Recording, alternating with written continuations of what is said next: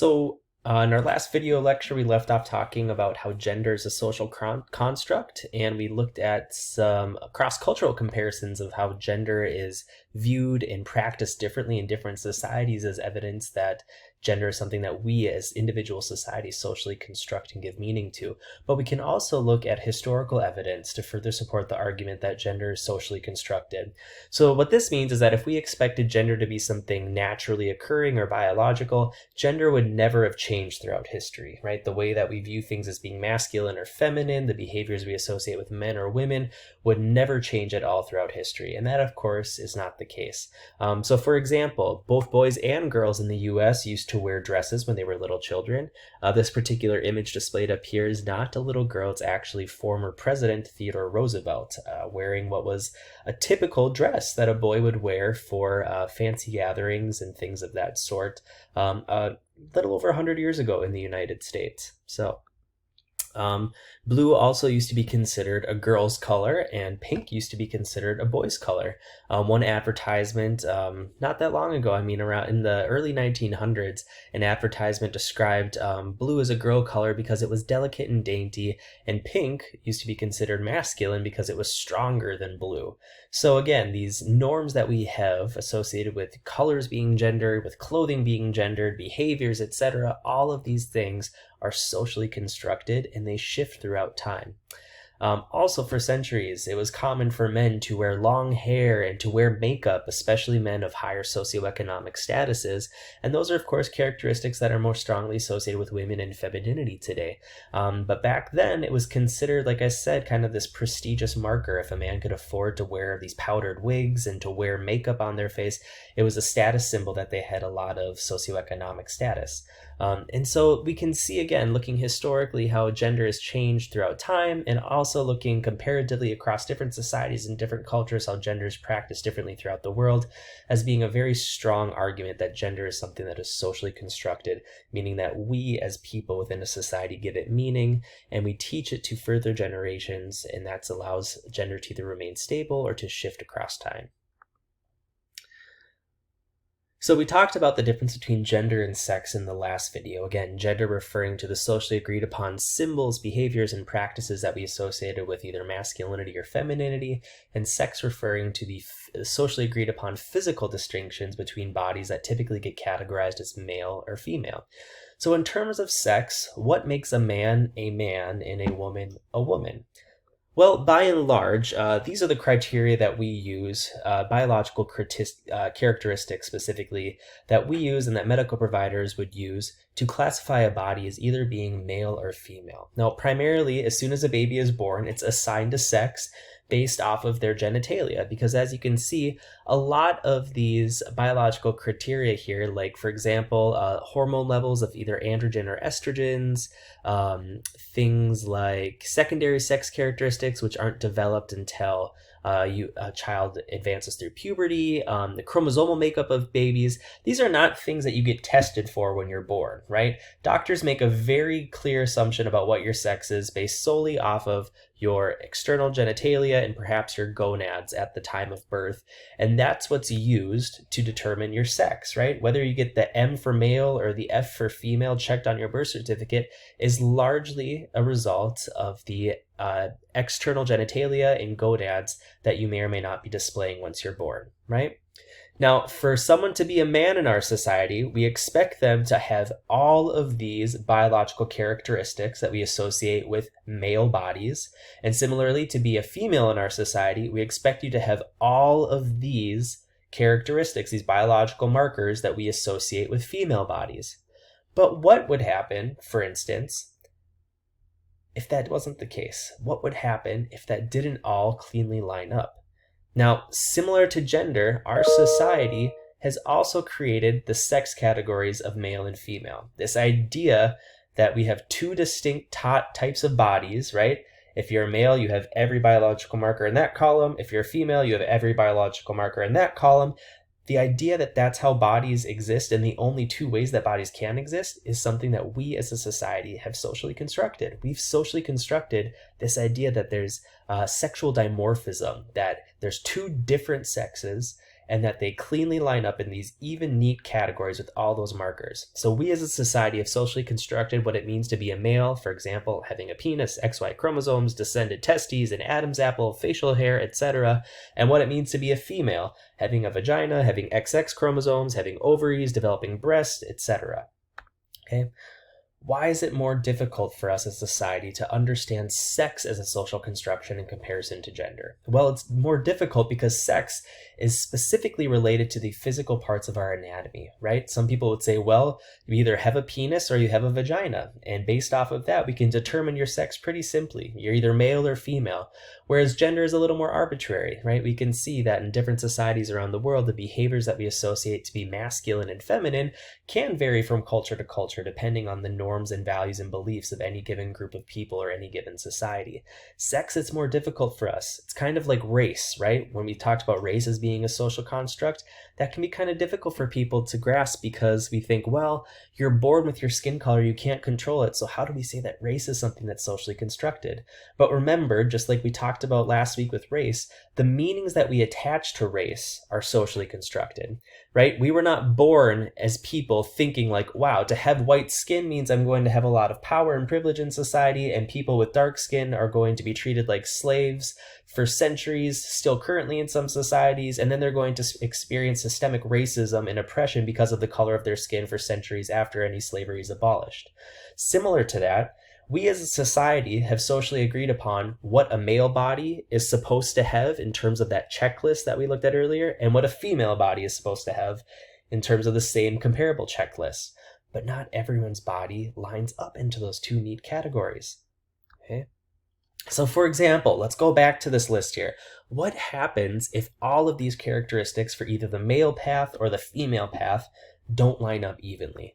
Say, for example, what happens if you'd have a person who is assigned male at birth, but then later on doesn't develop facial hair or doesn't have descended testicles? What happens if one characteristic, if one quality on either of these lists is switched in the other place?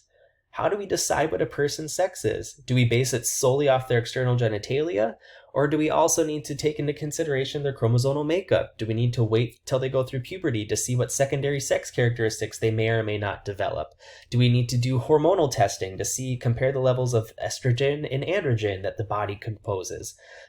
There's a lot of different variables that are up in the air here. But like I said, very rarely as a society do we actually know all of these things, right? If I asked you right now, do you know what your chromosomal makeup is? Do you know if you have XY chromosomes or XX chromosomes or some other pairing? Because there are other ways that chromosomes can be paired.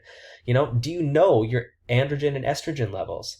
Do you know what you have in terms of your hormonal makeup? You probably don't, unless maybe you're a competitive athlete. They're actually doing testing now in the Olympics, specifically for women athletes who've been performing particularly well in their sports, because they're worried that some of these women might have too high levels of testosterone in their bodies. And testosterone is typically a hormone that's more strongly associated with men and males' bodies. And if women reportedly have too much testosterone, they're actually going to be forced to take hormone suppressors to suppress the amount of testosterone their bodies are producing.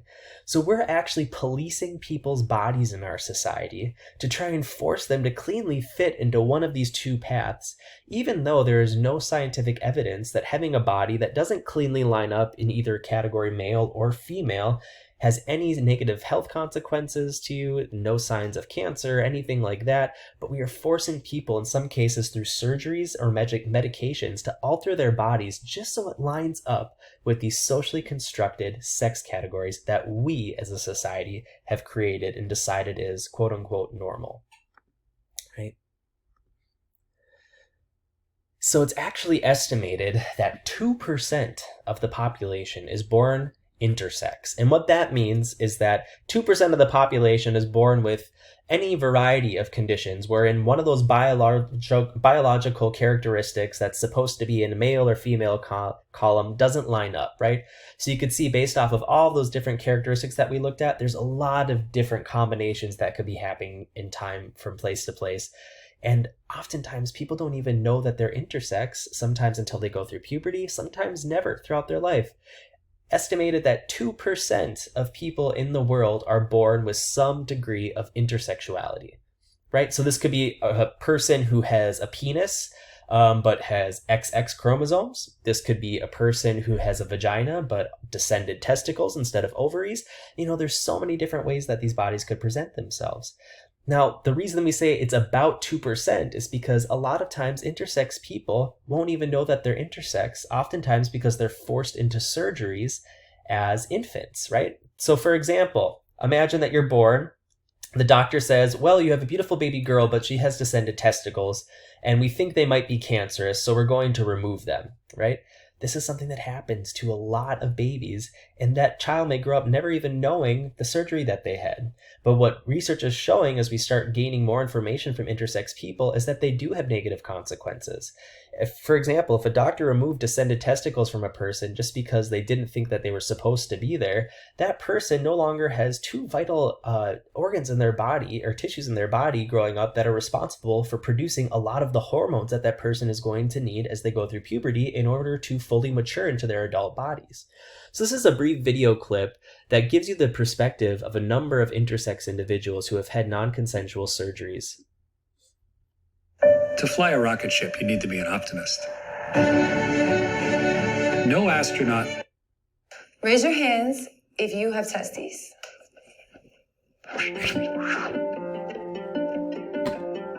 I'm Pigeon. I'm Alice. I'm Emily. I'm Cypher. And we are Intersexy. Intersex describes a person who doesn't fit the typical definition of male or female.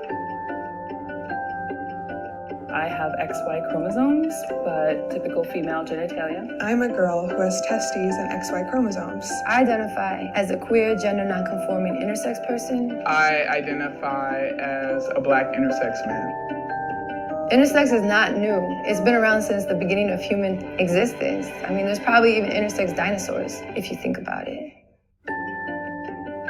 Transgender has to deal with your gender identity, whereas intersex has to deal with your biological characteristics. Often, intersex people get surgeries that they don't want, and transgender people have to fight for surgeries that they do want.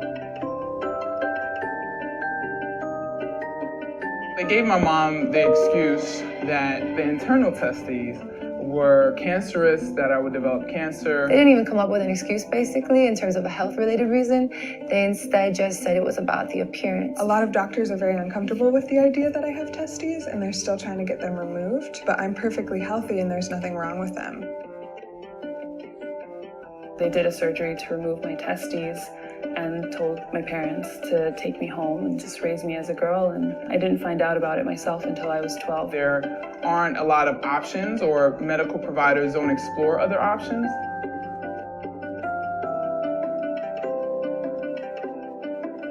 My mom would put me in dresses and she would be like, oh, aren't you so cute and you're so pretty? And I would be like, no, this is horrible. I was put on hormonal treatment, which consisted of estrogen and progesterone. I just wanted to belong. I wanted to fit in. I didn't want to be different. So even though I knew something felt amiss, I conformed.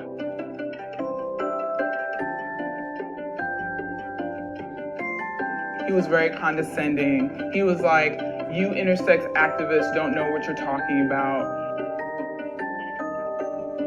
It's difficult for intersex people to find each other because from an early age we're told not to talk about our bodies. I did feel like I was the only one. My doctors always told me there was nobody else like me, and so it just perpetuates a vicious cycle of shame and stigma that we can't break out of.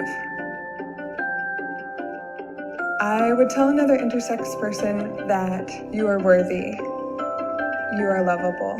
Your body is beautiful, you're beautiful. Intersex people don't need to be fixed. There's nothing wrong with them. I know you feel like you might not be able to get through this. I know you might have really dark thoughts, but I want you to know that meeting other intersex people and finding a community or a support group can be one of the most important aspects in your healing process. And we're out there, we're out here, we're here. And I just hope you can find us.